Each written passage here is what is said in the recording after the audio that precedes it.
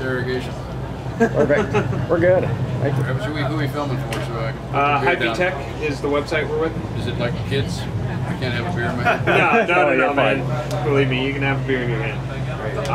So I gotta ask, so you guys were the previously developed like World at War was your last game you guys developed? Is that correct? That's correct. What made you guys decide to move on to the Cold War era?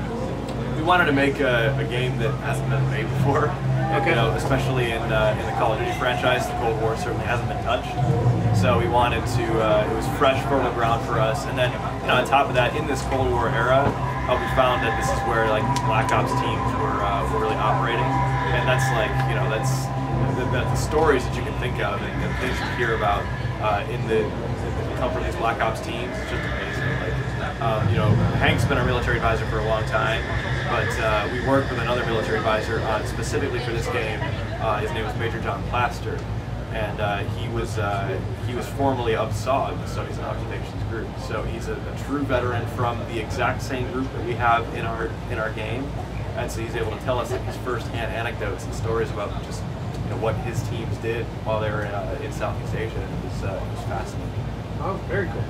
The one thing I did notice from watching the demo, you guys had a lot more realism to the effects. Is that more to kind of like, because I mean, like the Cold War era, any wartime like that was very, very dark time, especially. Is that why you guys were going for the more? Is that partially why you're going for the more realistic effects? I think just like creatively, that's what Treyarch kind of likes. We tend to we don't shy away from like the grit and the gore, and we don't shy away from the mature themes. It's a mature game made for a mature audience. So we don't want to we believe firmly in freedom of speech. So we want to we want to do things that are going to help drive home that immersion that you're on the battlefield. Yeah, I mean that's what I really got from it. It was just it felt really dark. Like I mean, it's not like a first-person shooter you pick up and you're like, oh. What you realize too is that they get better every time. I mean, there's a passion in this studio, as I'm sure most studios, to build on the last game, to be better than the next studio. And unlike in previous games, when they were doing 3 different games in the same studio, they've now focused on the main effort, which is Call of Duty. All that studio is doing nothing but Call of Duty, and so every game really ratchets that bar up a lot higher than the previous. So this time around, we really wanted to take Black Ops to the next level, which is why, like Hank said, we focused all 3 of our teams on solely Black Ops. How long has the game been in development for? 2 years. Oh, right now about 18 months. 18 months, okay. It's a 2-year development cycle at Treyarch, so every 2 years we're putting out a new Call of Duty game out. And did you guys develop the engine yourselves for it, or is it borrowed a little bit from like Modern Warfare at all? Yeah, it's sort of a mutt now. So back for World at War, we took the Call of Duty 4 Modern Warfare engine, and then we modified that and made the World at War engine and enhanced the tech that we needed for that game. And then for this game, we again created a laundry list of items from the World at War engine that we wanted to improve and enhance.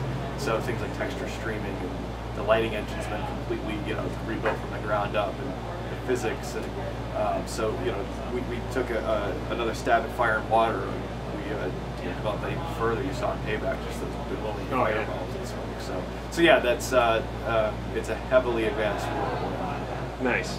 Now, how's the multiplayer aspect? Fun. Is it different from previous Call of Duties, or is it the same? Like, I mean, I love the level up experience and such like that. Are you guys following the same path as that? It's something that you can't really you can't disrupt the core. Like there is a core what is Call of Duty multiplayer. So to some extent, of course, that's going to remain. We're not going to reveal too much about multiplayer just yet. We'll have a big MP reveal later in the year, for sure. But what I can tell you is we're putting a strong focus on player customization and personalization. And socialization. So like the customization, personalization aspect of it, people really want to play the game. They want to make it their own, play the way they want to play it, and so they want to make their own identity online. And we want to give them the tools and the platforms to be a success with that. And then socialization. I mean, there's this whole social ecosystem that lives around gaming now, that even outside of the game, right? Websites, mobile devices. So like we're exploring all those avenues that we can move towards to help extend that experience outside the game as well. Very cool. And then Hank, I got to ask you, as a military advisor, were you previously in the military before? Yes, I was. Otherwise, you really should be a military advisor. Yeah. I had 24 years in the U.S. Army. Okay. Mostly in paratroop units. Some association with guys in special ops. And then recently, the last 10 years, I retired 10 years ago. I've been on and off doing stuff associated with the military. I've been in Iraq 3 times. So how is it like on a military side with developing a game, like giving your advice on how things approach and such? Well, the great thing about these guys is a lot of passionate developers, and they want to get it right, but they're watching movies and they're reading books. So they haven't ever moved with an infantry squad, haven't ever packed a rucksack, haven't called on a radio in the real world, haven't felt an explosion nearby them. So when I go to talk, I'm able to give them a little bit more of the perspective of how things actually would be. What infantry tactics would be used to take this hill, how you dig in a defensive position, how you'd array your obstacles in concertina wire. So I would like to say that all the success of Call of Duty games have been my responsibility. I can't say that. So really, it's like coming into a painted house and saying, hey, you need to spot that up, you need to fix this up, you need to maybe spackle this thing over here. All the success is a result of true passion these guys put out. I mean, there's 17-hour days. They sleep at the goddamn office. They are so hell-bent on getting things right and making the best game possible that you have to admire the studio. I was fully prepared to dislike gamer, developer people. And I came out and watched the work ethic of what goes on and how passionate they are for the craft. And this is, back when Americans used to produce things like steel automobiles that were renowned across the world as the best possible machine. That may have gone away, but this is the best possible machine in this particular genre. And it's done because the same old assembly line humans cranking at night, being very passionate about what they're doing, and so it's something to be admired. Now, do you guys use in-motion, kind of like the motion tech actors for shooting some of the sequences and such like that? Did you personally get to train those guys in their movements, or did you help I spent the last year away. Once we started the game, this idea of doing this game, and then someone called me to do something not as important in Iraq. Yeah. So I've been working with the Army in Iraq for a year. We did work with other advisors, and one of our another guys. Yeah, one of our advisors, Sonny, he is a former Spetsnaz operative himself, and so he did come in and train, and we actually got him in the suits, and we captured some of his motions as well. So we got like that authentic. It's called a sausage suit, right? Sausage suit. Which got them all excited. With the foam balls all over. That's right. Yeah. But in this game, we've done that with prior games as well. But one thing to note about Black Ops is that it's we're doing something called full performance capture, which is what James Cameron did for Avatar.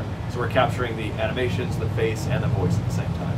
Very cool. So you guys also got Spetsnaz. So you guys kind of got both sides of the advisors.